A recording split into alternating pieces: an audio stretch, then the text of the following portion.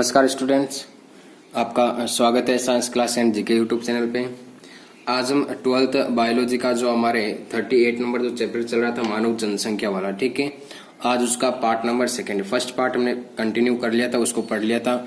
आप हमारे डिस्क्रिप्शन में उसकी लिंक दी हुई है, उसको देख सकते हो, ठीक है। आज देखो सेकेंड पार्ट में कुछ हमें इंपॉर्टेंट बातें पढ़नी है। इसमें देखो सबसे पहले हमें जनसंख्या का विज्ञान की जिस शाखा के अंतर्गत अध्ययन किया जाता है उस विज्ञान की शाखा को क्या कहते हैं, ये ध्यान में रखना, ठीक है। कि जनसंख्या का अनुमान लगा सकते हैं या फिर उसका अध्ययन कर सकते हैं। तो उसका अध्ययन विज्ञान की जिस शाखा के अंतर्गत किया जाता है उसे देखो कहते हैं डेमोग्राफी। क्या कहते हैं? डेमोग्राफी, ठीक है। और हिंदी में बात करें तो डेमोग्राफी को हिंदी में कहते हैं जनसंख्या की। क्या कहते हैं? जनसंख्या की। संख्या की डेमोग्राफी या जनसंख्या की कहते हैं। क्लियर है बात यहाँ पे? अब देखो इस जनसंख्या का अध्ययन तो ये तो कहलाता आपके डेमोग्राफी या जनसंख्या की, ठीक है। और इसमें मानव जनसंख्या की प्रवृत्ति परिवर्तनों का अध्ययन जो वैज्ञानिक करता है, इसका अध्ययन जो व्यक्ति करता है, ठीक है, उसे कहते हैं आपके डेमोग्राफर। क्या कहते हैं? डेमोग्राफर। इसे क्या कहते हैं? डेमोग्राफर। GRA यहाँ पे हो जाएगा आपके डेमोग्राफर। डेमोग्राफर। क्लियर है बात यहाँ पे? ठीक है। इसका अध्ययन तो आपके डेमोग्राफी और जो व्यक्ति इसका अध्ययन करता है वो आपके क्या कहलाता है? डेमोग्राफर कहलाता है। क्या कहलाता है? डेमोग्राफर, ठीक है। अब देखो एक वैज्ञानिक आया था आपके TR माल्थस। कौन सा वैज्ञानिक था आपके? TR Malthus.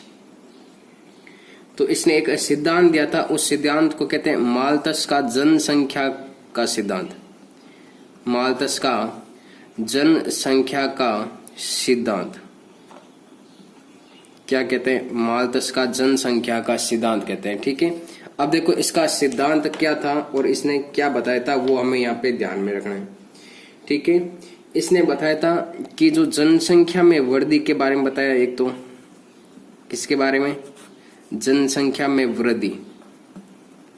इसने बताया था कि जो जनसंख्या में वृद्धि होती है ज्यामितीय अनुपात में होती है। कौन से अनुपात में? ज्यामितीय अनुपात में। अब ज्यामितीय अनुपात कौन सा होता है? कि जैसे कि पहले आपके 1 होगा, 1 से 2, 2 से 4, 4 से 8, 8 से कितना 16, धीरे धीरे इस प्रकार आपकी जनसंख्या की बढ़ेगी, ठीक है। तो इसने जनसंख्या में बताया कि जनसंख्या में जो वृद्धि होती है वो ज्यामितीय अनुपात में होती है। और जो इनको जनसंख्या को जो भोजन उपलब्ध होगा उस भोजन में जो वृद्धि होगी, ठीक है, जो भोजन की उपलब्धता में वृद्धि, भोजन की उपलब्धता में वृद्धि, जो भोजन की उपलब्धता में जो वृद्धि होती है वो होती है आपके बीजगणितीय अनुपात में। कौन से अनुपात में? बीजगणित अनुपात में। और बीजगणित अनुपात की बात करें तो वो बढ़ेगा आपके 1, 2, 3 और इस प्रकार आपके इस भोजन की वृद्धि बढ़ती है। मतलब अगर जनसंख्या बढ़ेगी आपके वो बढ़ती है आपके ज्यामितीय अनुपात में। और इस जनसंख्या को भोजन की क्या होगी? जरूरत होगी। तो इस भोजन की जो डिमांड होगी वो किस अनुपात में बढ़ेगी? आपके 1, 2, 3 और 4 अनुपात में बढ़ेगी। इसे क्या कहते हैं? आपके TR माल्थस का जनसंख्या का सिद्धांत। क्या कहते हैं? कि जनसंख्या में वृद्धि ज्यामितीय अनुपात में और भोजन की उपलब्धता में वृद्धि आपकी बीजगणितीय अनुपात में होती है। इसे क्या कहते हैं? आपके TR माल्थस का जनसंख्या का सिद्धांत या माल्थस का जनसंख्या का सिद्धांत कहते हैं। क्लियर है बात यहाँ पे? ये सिद्धांत याद रखना, ठीक है। अब देखो कुछ फैक्ट है, उन फैक्ट को आप ध्यान में रखना कि 1900 में जो हमारी जनसंख्या थी वो लगभग कितनी थी? आपके 2 अरब थी। कितनी थी? 2 अरब। 1900 में जो जनसंख्या थी वो कितनी थी? आपके 2 अरब थी, ठीक है। और ये सन 2000 में बढ़कर कितनी होगी? 6 अरब हो गई। कितनी होगी? 6 अरब हो गई। तो यहाँ पे देखो इस जनसंख्या में जो वृद्धि हुई है वो कितनी हुई? 4 अरब की वृद्धि हुई। कितनी हुई? 4 अरब की वृद्धि हुई, ठीक है। अब देखो कुछ वैज्ञानिक यहाँ पे संभावना बता रहे हैं कि 2030 तक आएगी तो ये दोगुनी हो जाएगी, 12 अरब तक हो जाएगी, ठीक है। अब देखो 2001 में, कौन से सन में? 2001 में जनगणना के अनुसार हमारी जो वृद्धि रही है वो वृद्धि कितनी रही? 1.7% की क्या रही है? वृद्धि। जो जनसंख्या में वृद्धि रही है वो कितनी रही है? 1.7% की क्या हो रही है? वृद्धि हो रही है जनसंख्या में, ठीक है। और धीरे धीरे हमारी 2030 तक जनसंख्या क्या हो जाएगी? दोगुनी हो जाएगी। अब देखो एक फैक्ट है, उस फैक्ट को ध्यान में रखना, नोट लगा लेना कि 11 जुलाई 1987, 11 जुलाई 1987 के दिन विश्व में 5 अरब वे व्यक्ति, मतलब जो 5वें अरबवा जो लास्ट में जो अंतिम व्यक्ति था उसका क्या हुआ था, जन्म हुआ था। ठीक है, इसलिए 11 जुलाई को क्या मनाया जाता है, आपके विश्व जनसंख्या दिवस। क्या मनाया जाता है, विश्व जनसंख्या दिवस मनाया जाता है। क्या मनाया जाता है, विश्व जनसंख्या दिवस कब मनाया जाता है, आपके 11 जुलाई को मनाया जाता है। ठीक है, क्लियर रहेगी बात यहाँ पे। अब देखो नेक्स्ट आता है, वो आता है हमारा जनसंख्या का वर्दी रूप की जनसंख्या किस प्रकार से बढ़ती है। ठीक है, नेक्स्ट हेडिंग है हमारा कि जनसंख्या का वर्दी रूप, जनसंख्या का वर्दी रूप। अब देखो जो जनसंख्या बढ़ती है वो 2 प्रकार से बढ़ती है। कितने प्रकार से, 2 प्रकार से, एकदम इसको अच्छे से समझ लेना। ठीक है, एक वर्दी रूप जो बढ़ता है उसे तो कहते हैं आपके एस आकार का वर्दी रूप। क्या कहते हैं, एस आकार का वर्दी रूप। क्लियर है बात यहाँ पे। और एक जो वर्दी बढ़ती है वो उसे बोलते हैं जे आकार का वर्दी रूप। क्या बोलते हैं, जे आकार का वर्दी रूप या वर्दी वक्र बोल सकते हैं, वर्दी रूप या वर्दी वक्र बोल सकते हैं। ठीक है, अब यहाँ पे हमें एस आकार का वर्दी रूप पढ़ना है और जे आकार का वर्दी रूप पढ़ना है कि यह होता क्या है। और जनसंख्या में वर्दी का रूप है वो आपके कितने प्रकार का, 2 प्रकार का, फर्स्ट और सेकंड नंबर। ठीक है, अब इस वर्दी रूप को मैं एक आरेख के द्वारा आपको समझा रहा हूँ, उस आरेख को आप ध्यान में रखना। ठीक है, कई बार वो आरेख आपको एग्जाम में पूछ भी लेता है कि किस प्रकार का आरेख बनता है। अब देखो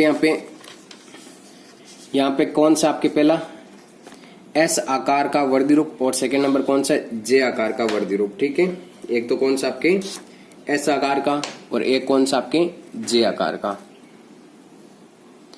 अब देखो यहाँ पे मैं एस आकार का वर्दी रूप पहले आपके सामने यहाँ पे बनाने जा रहा हूं, इसको आप समझना अच्छे से।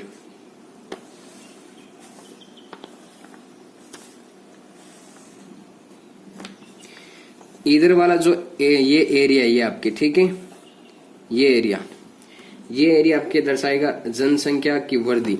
किसको दर्शाएगा, ये जनसंख्या की वृद्धि, और वो भी वृद्धि किसमें, लाखों में। ठीक है, हजारों में नहीं।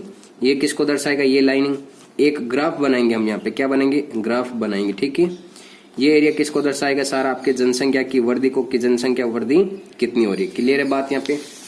और ये जो लाइनिंग है ये लाइनिंग बताएगी कि समय के साथ में जनसंख्या की वृद्धि कितनी हो रही है। ठीक है, ये बताएगी आपके समय के साथ में जनसंख्या की वृद्धि को। शुरुआत में क्या होता है कि आपके जब पृथ्वी का निर्माण हुआ तो धीरे धीरे यहाँ पे क्या हुआ, जीवों की संख्या बढ़ी। समय के साथ में क्या हुआ, जीवों की संख्या बढ़ी। पर एक समय ऐसा आया कि अचानक से क्या हुई, जनसंख्या में वृद्धि हुई, और वापिस ऐसा समय आया कि जनसंख्या क्या हो गई, आपकी स्थिर हो गई। ठीक है, तो यहाँ पे 3 अवस्था आती है कि शुरुआती ये स्टेज, यहाँ से लेकर यहाँ तक की अवस्था, ये क्या थी कि शुरुआती स्टेज थी, यहाँ पे जनसंख्या बहुत धीरे धीरे बढ़ रही थी। फिर सेकंड, यहाँ से लेकर यहाँ तक ये वृद्धि क्या हुई, बहुत सारी हो गई। ये हो गई आपके यहाँ वाली वृद्धि लाखों में। ठीक है, और एक ऐसा समय आया जहाँ पे क्या हो गई, आपके जनसंख्या में वृद्धि सीमित हो गई, मतलब जनसंख्या क्या हो गई, स्थिर हो गई। तो इसमें देखो ये एस आकार की संरचना बन रही है, तो इसे कहते हैं एस आकार का वृद्धि वक्र। इसे क्या कहते हैं, एस आकार का वृद्धि वक्र। क्या कहते हैं, एस आकार का वृद्धि वक्र कहते हैं। क्लियर है बात यहाँ पे, याद रहेगा ये एस आकार का वृद्धि वक्र। अब देखो इसमें जो ये भाग है यहाँ पे, इसको मैंने नाम दे देता हूं ए, बी, सी और डी। शुरुआती में जो ए और बी भाग है, ए व बी भाग, ये एरिया इतना सा, ठीक है, ये एरिया, ये इतना वाला एरिया, ये एरिया कहलाता आपके पश्चात अवस्था। क्या, पश्चात अवस्था या प्रावस्था बोल सकते हो। ठीक है, मतलब इस अवस्था में क्या होती है, जो जनसंख्या होती है वो धीरे धीरे बढ़ती है, जनसंख्या धीरे धीरे बढ़ती है। क्लियर है बात, यहाँ पे समझ में आएगा। अब देखो बी से सी जो ये स्टेज है, यहाँ वाली ये स्टेज कहलाती है आपके चरघातांक की प्रावस्था या अवस्था। चरघातांकी अवस्था, ठीक है। और यहाँ पे जनसंख्या में वृद्धि तेजी से होती है, वृद्धि होती है वो तेजी से होती है, वृद्धि तेजी से। क्लियर है बात यहाँ पे। और एक ऐसी अवस्था आती है सी से डी के मध्य, ये सी से डी के मध्य एक ऐसी अवस्था आती है कि यहाँ पे जो जनसंख्या होती है वो जनसंख्या क्या हो जाती है, स्थिर हो जाती है। इसीलिए इसे बोलते हैं स्थिर प्रावस्था। क्या बोलते हैं? स्थिर प्रावस्था बोलते हैं। क्या बोलते हैं? स्थिर प्रावस्था। क्योंकि अधिकतम जनसंख्या हो जाएगी, यहाँ पे रहने के लिए कोई जगह नहीं रहेगी, तो जनसंख्या क्या हो जाएगी, स्थिर हो जाएगी। ज्यादा से ज्यादा आप जो आवास के लिए या भोजन के लिए यहाँ पे मनुष्य क्या करेंगे, लड़ाई करेंगे, जिससे क्या होगी, आपके यहाँ पे जनहानि होगी और जो आपकी जनसंख्या हो जाएगी वो क्या हो जाएगी, स्थिर हो जाएगी, ठीक है। इसलिए क्या बोलते हैं इसे, स्थिर प्रावस्था। तो यहाँ पे जो जनसंख्या होती है वो क्या हो जाती है कि स्थिर हो जाती है। कैसे हो जाती है? स्थिर हो जाती है। तो यहाँ पे एक वृद्धि वक्र, तो ये आपको एस आकार वाला याद रखना, याद रहेगा। ये एस आकार की संरचना बन रही है यहाँ पे, इसीलिए इसे क्या कहते हैं, एस आकार का वृद्धि वक्र। क्या कहते हैं? एस आकार का वृद्धि वक्र, ठीक है। एक आता है हमारा सेकेंड नंबर, वो सेकेंड नंबर आता है आपके जे आकार का वृद्धि वक्र, जे आकार का वृद्धि वक्र। सेम ही इसी के अनुसार है, ठीक है। ये तो देखो आपकी क्या होता है, ये तो प्राकृतिक रूप से होता है। एस आकार वाला क्या होता है, प्राकृतिक रूप से। ध्यान रखना किस रूप से होता है, प्राकृतिक रूप से। क्लियर है बात? यहाँ पे याद रहेगा कि ये तो क्या होता है, प्राकृतिक रूप से होता है। अब देखो जो आपके जे आकार वाला है, ये प्रयोगशाला के आधार पर किया गया। किसके आधार पर? प्रयोगशाला के आधार पर, मतलब कृत्रिम मान सकते हैं। वो क्या आपके प्राकृतिक, तो ये क्या हो जाएगा आपके, ये तो क्या हो गया, ये प्राकृतिक, तो ये क्या हो जाएगा, कृत्रिम, या प्रयोगशाला के आधार पर इसको मान सकते हैं, ठीक है। अब देखो इसमें जो इसमें आरेख बनेगा वो किस प्रकार का बनेगा, ये तो बनेगा आपके ये जो एरिया, ये लाइनिंग दर्शाएगी आपके जनसंख्या घनत्व को, कि जनसंख्या में कितनी वृद्धि हो रही है, ठीक है, जनसंख्या घनत्व है। और ये लाइनिंग आपके बताएगी समय को। किसको बताएगी? समय को। अब देखो ये जे आकार की संरचना बनेगी यहाँ पे, ये लो जे आकार की संरचना बना रही मैंने यहाँ पे, ठीक है। शुरुआती में ये देखो यहाँ पे धीरे धीरे जनसंख्या बढ़ रही है। यहाँ पे एक स्टेज ऐसी आती है कि यहाँ पे जनसंख्या बहुत तीव्र गति से बढ़ती है और यहाँ पे जनसंख्या क्या हो जाती है, लिमिट हो जाती है। यहाँ पे जनसंख्या क्या हो जाती है, एकदम स्थिर भी नहीं रहती, मतलब वापस उनका क्या हो जाता है, विनाश हो जाता है, ठीक है। तो ये शुरुआती स्टेज यहाँ से यहाँ तक, ये था ए, ये बी, ये सी और ये डी।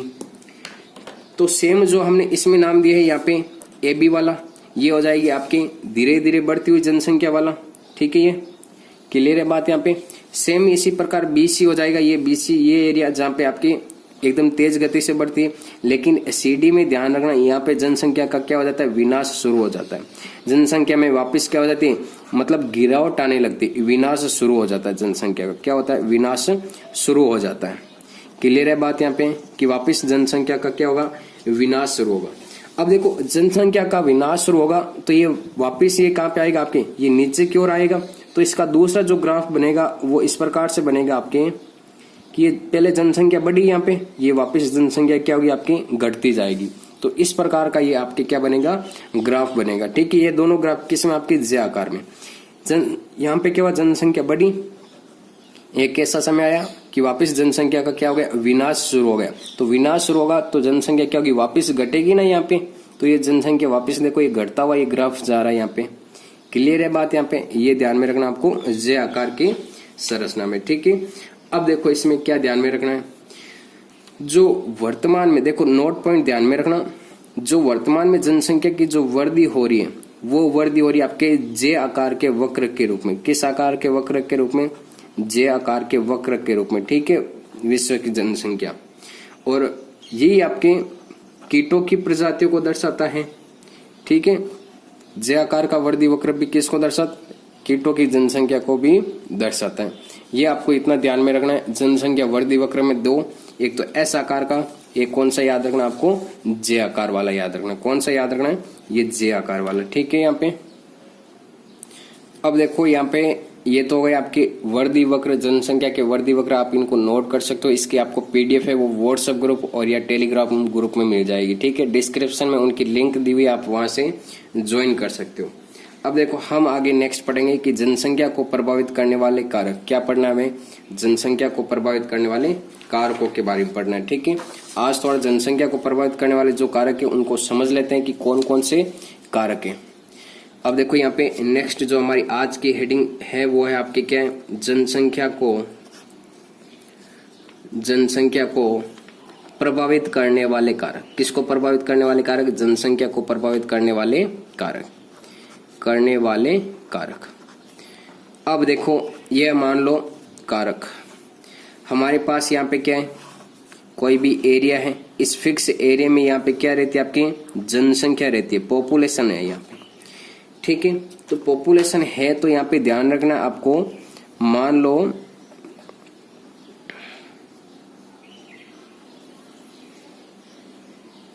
सबसे पहले यहाँ पे कोई भी जन्म लेता है, अगर वो जन्म दर ज्यादा है तो पॉपुलेशन बढ़ेगी। क्लियर है बात यहाँ पे? ठीक है, अब देखो अगर यहाँ की आपके जो मृत्यु दर है, ये मृत्यु दर क्या है? जन्म दर से अगर ये ज्यादा है मृत्यु दर, तो यहाँ की पॉपुलेशन क्या होगी? घटेगी। अगर मृत्यु दर जन्म दर से क्या कम है, तो यहाँ पे ये जन्म दर ज्यादा है तो क्या होगी? ये जनसंख्या बढ़ेगी। मान लो इस जनसंख्या में कोई विशेष एरिया में कोई व्यक्ति आता है तो उसे तो क्या बोलते हैं? आप्रवासन।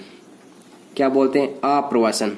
कोई व्यक्ति आएगा तो जनसंख्या क्या होगी? यहाँ पे बढ़ेगी। और कोई आपके जाता है यहाँ से तो उसे क्या बोलते हैं? प्रवासन। उसे क्या बोलते हैं? प्रवासन। मतलब कोई यहाँ से क्या होता है? हो जाता है दूसरे देश में चला जाता है, तो उसी से क्या होगी? आपकी जनसंख्या प्रभावित होगी। तो जनसंख्या को प्रभावित करने वाले आपके कितने कारक? 4 कारक। मृत्यु दर, सेकेंड नंबर कौन सा? जन्म दर, थर्ड नंबर कौन सा? प्रवासन, और फोर्थ नंबर कौन सा हो जाएगा? अप्रवासन। ठीक है, इस प्रकार से 4 कारक है जो जनसंख्या को क्या करते हैं? प्रभावित। अब देखना कुछ फैक्ट है, उन फैक्ट को आप ध्यान में रखना। अगर मान लो मृत्यु दर कम है, किससे? जन्म दर से। किससे कम है? जन्म दर से। तो यहाँ पे इस कंडीशन में क्या होगा कि जनसंख्या में ये क्या होगी? आपकी वृद्धि होगी। बिल्कुल करेक्ट बात है।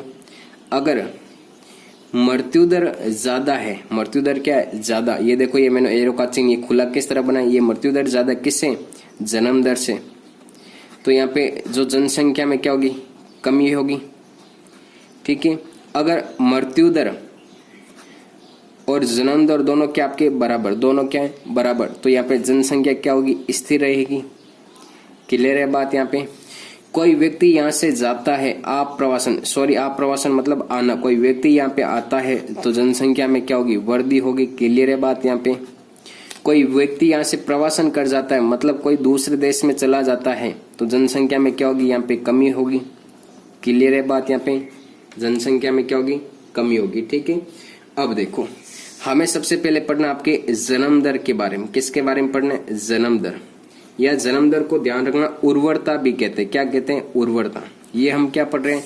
जनसंख्या को प्रभावित करने वाले कारकों के बारे में। ठीक है, तो यहाँ पे जन्म दर, फर्स्ट नंबर उर्वरता, या इंग्लिश में बात करें तो इसे कहते हैं फर्टिलिटी। क्या कहते हैं? फर्टिलिटी।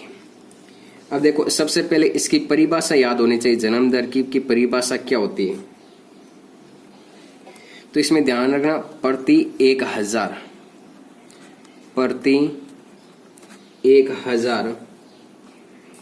व्यक्तियों द्वारा, प्रति 1000 व्यक्तियों द्वारा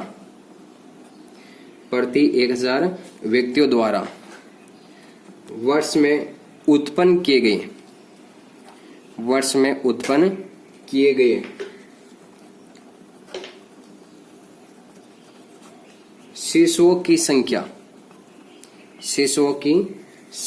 को उस समष्टि का क्या कहते हैं? उस समष्टि का क्या कहते हैं? जन्म दर कहते हैं। क्या कहते हैं? जन्म दर। ये हो गई आपकी जन्म दर की परिभाषा। ठीक है, अब देखो इसको एक सूत्र के द्वारा व्यक्त कर सकते हैं, n बराबर b/t। क्या होता है? n बराबर b/t। n तो क्या आपके जन्म दर है। क्या है? जन्म दर।